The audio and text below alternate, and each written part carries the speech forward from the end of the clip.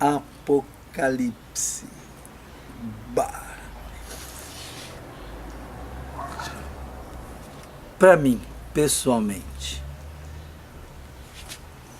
claro, não desmerecendo nada, absolutamente nada, mas o Apocalipse, para mim, é como aquela coroa de ouro e pedras preciosas que se coloca na cabeça para fechar.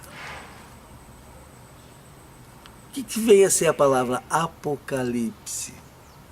Simples. Apocalipse significa revelação.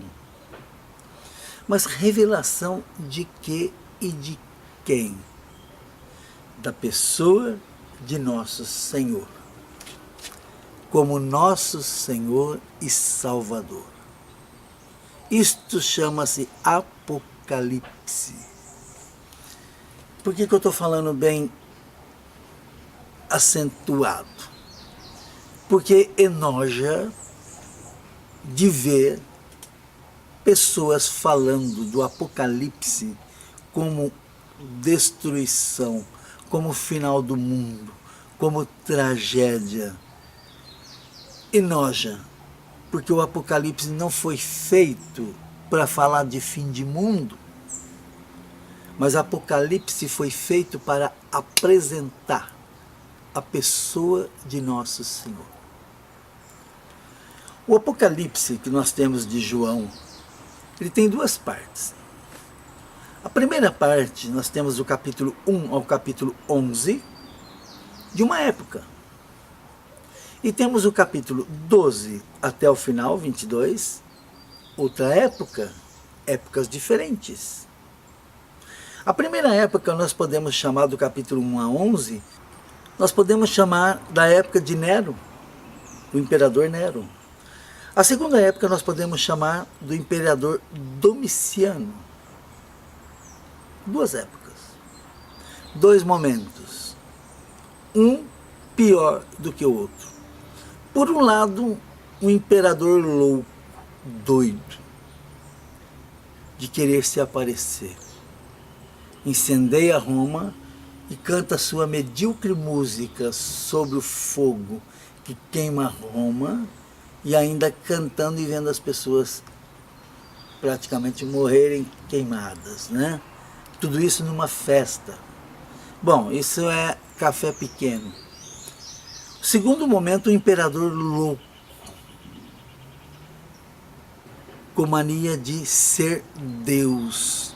Ou seja, o próprio imperador era cultuado como Deus depois da morte.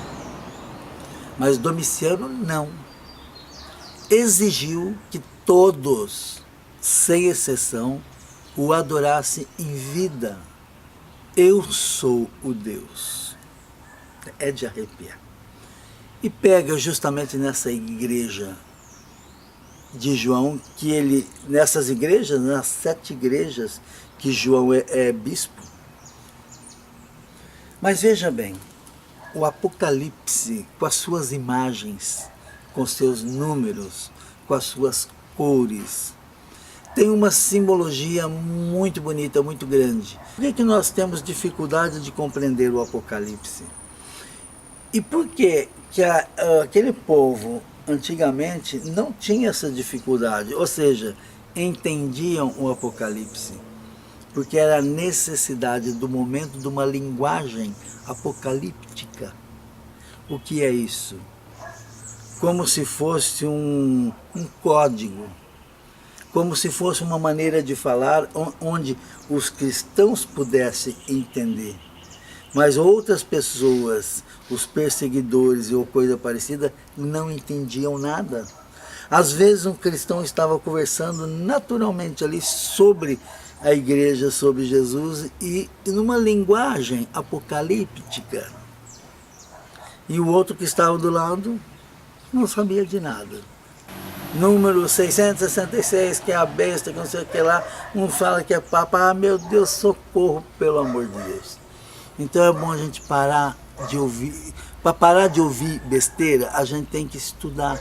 tem que rezar, tem que abrir o Evangelho, abrir a Bíblia, olhar para ela e falar assim, nossa, isto é libertação e não uma tragédia, não uma destruição. Até no programa de amanhã.